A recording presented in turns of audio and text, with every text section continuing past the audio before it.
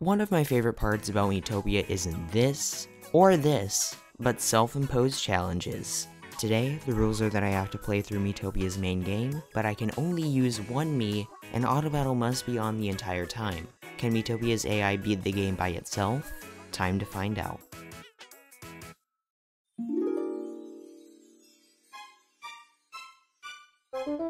The first major decisions I have to make are which job and personality to use. For my personality, choosing Cool was a no-brainer since it can dodge attacks, ignore status effects, and dish out more damage. For my job, I chose Chef, which might seem like an odd choice at first, but has a ton of upsides. It has very high defense, which is important since a lot of Greenhorn's bosses are focused on physical attack, good damage with Flambe, it can heal 20 HP with home cooking, which will prove very useful. And now, without further ado, it's time for Greenhorn. With my new job, I jump right into the first boss, Mini Rascal Slime, with the auto battle box checked. Obviously though, this one was pretty easy since it's the only boss in the game meant to be fought with a single Mii. Let's move on. Meanwhile, the second party member came to my rescue because I couldn't fight 2 butterflies. Unfortunately, this is the only level in the game where I'm required to use 2 party members, so after this, the challenge truly begins. On to the second boss, Butterfly Largo. This was surprisingly hard for an early game boss, requiring some grinding and multiple attempts. The only reason I won the battle was because I got really lucky with the Cool's dodge and damage increasing quirks. Quick intermission. Grub stats are going to be vitally important in this challenge since they carry over between worlds, meaning it'll be easier to manage the increasing difficulty of each subsequent one. They'll probably be in the 50s or even greater by the end of this challenge. Anyways, on to our next 2 bosses, Pookie Mouse and Rocky Rudy.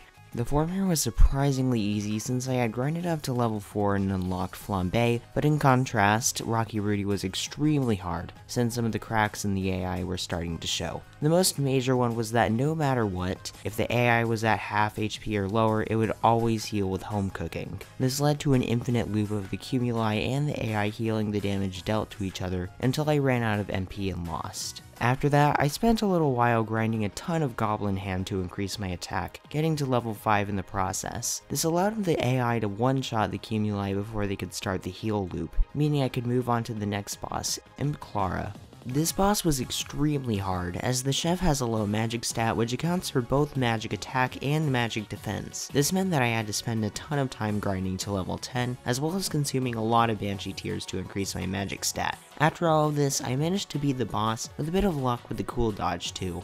But, before moving on to the next boss, I rescued the horse, won, and decided on allowing it for this challenge. I didn't expect it to change the gameplay much since I can't use Horsewhiff Spring with auto battle on, which is the main game changer that comes with a horse. If the horse ends up making this challenge too easy, I'll ban it in part 2 of this video, and you can also leave your input on whether you want the horse to be banned or not in the comments. Anyways, time for the next boss, Regigoleum. I over-prepared for this one, so it was surprisingly easy. The only problem I had here was MP conservation, which was easily solved by MP sprinkles. Let's move on.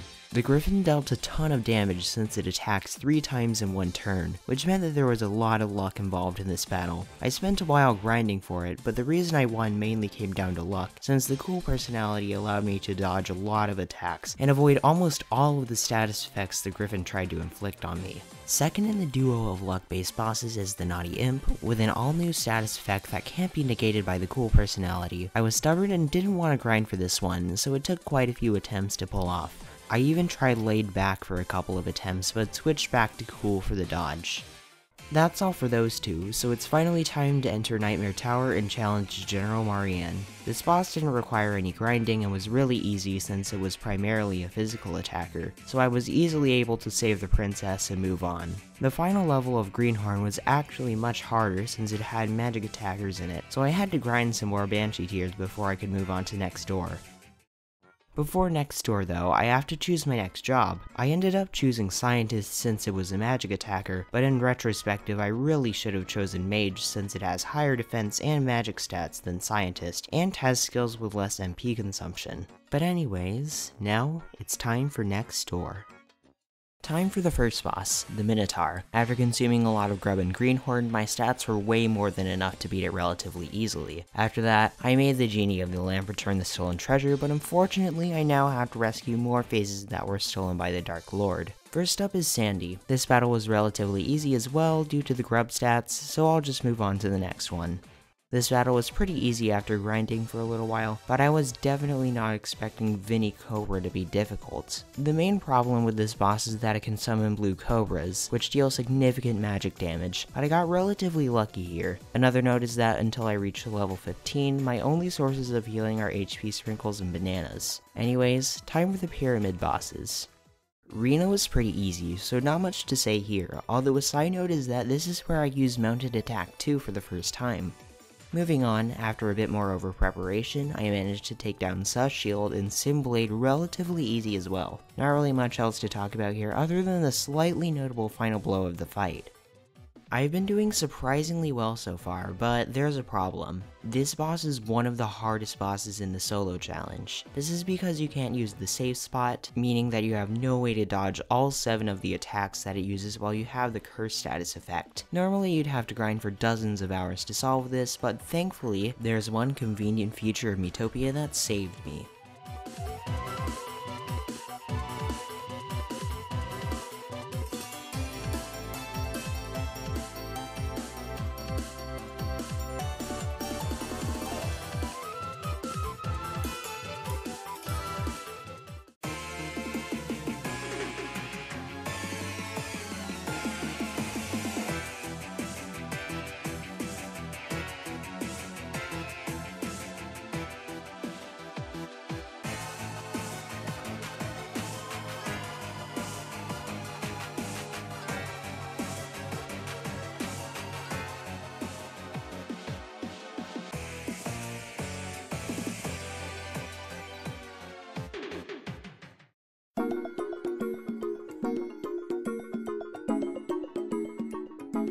With next door behind us, it's time to choose my job for the Realm of the Fae. This time I decided to choose the Imp, mainly because of a huge nostalgia factor for my stream solo playthrough, but also because of various moves such as Naughty Pitchfork, Sweet Whispers, and Energy Drain. With all of that out of the way, let's get started.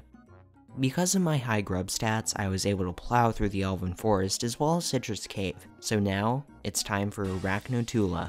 Once again, make sure to utilize grub during any Miitopia challenge run, as the higher stats that carry over between worlds make your life much easier. This boss went down pretty easily, so not much else to say here. Next up is Wand Owl. I wasn't in danger for most, if not all of the fight, so I might as well mention that I made a minor mistake when choosing Imp as my job. This is mostly because I noticed midway through this recording that Energy Drain, which is the Imp's only healing move, only has a 30% chance to activate on low HP. Hopefully that doesn't become a problem later on in the playthrough. With a new batch of faces to rescue, I decided to take on Tomato Bros first. Because of my high defense and affinity for tomato juice, this boss was by far the easiest in the entire realm, so let's move on.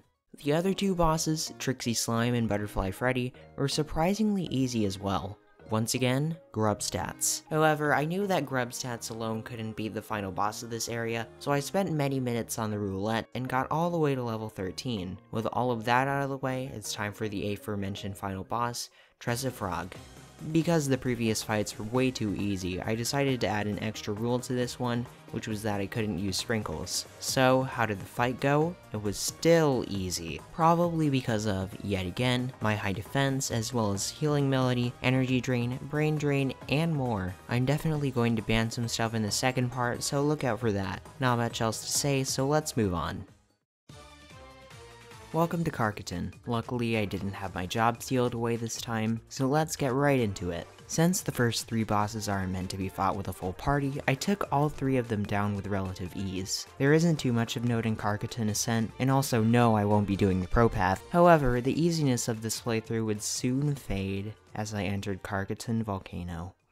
When I entered the volcano, I encountered a huge problem, which was that the party had to be split up, meaning that a second me had to fight. Fortunately, I've been saved yet again by the roulette. If I get a piece of equipment from the roulette, I can give it to any me in the inn. This means that I can instantly give any me's high tier chef, scientist, and imp gear. After giving chef gear to Grant and imp gear to Shelly, it was time to activate the split.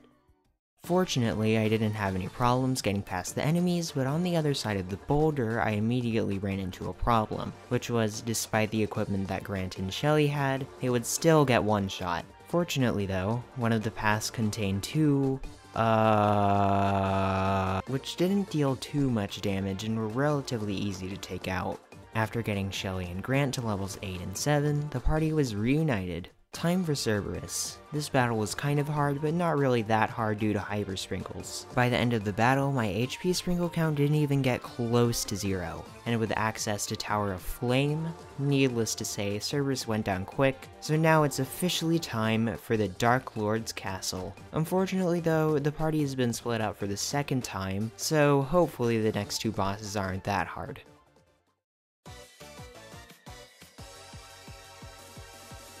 For once, a boss, in this case the demon, was surprisingly difficult. If you're wondering why, it's because of status effects. Naughty inflict the Spite status, which is still mostly fine as I can override it with Hyper Sprinkles, but the real problem is that the demon has a chance of inflicting the Anxious status, which is common since the demon has 3 turns to inflict it. With a lot of luck though, I managed to defeat it with 0 HP Sprinkles left. Let's move on.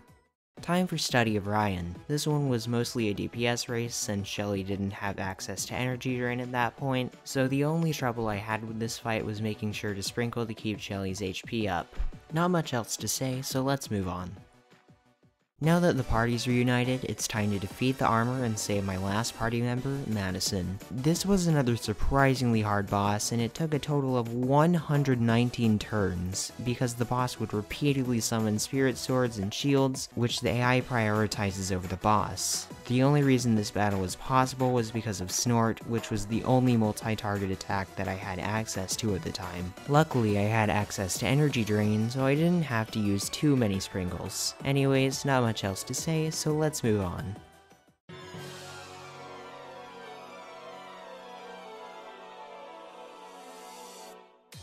For the penultimate boss of Karkatan, this one was surprisingly easy, probably due to the combination of Hyper Sprinkles and my high magic stat. Fortunately, Hyper Sprinkles can override the fear status effect that the dragon inflicts, which made the battle significantly easier as well. With a lot of Hyper and HP Sprinkle spam, I freed Dominic the Dragon and move on to a major roadblock, the Fiend. This is the only required Fiend in the game as far as I know, which means that I have to beat it. Luckily, there's a 10% chance that it'll use its weak attack instead of its scythe attack, and even more luckily, I managed to get its second try and clear the rest of the level, which means that there's only one fight left.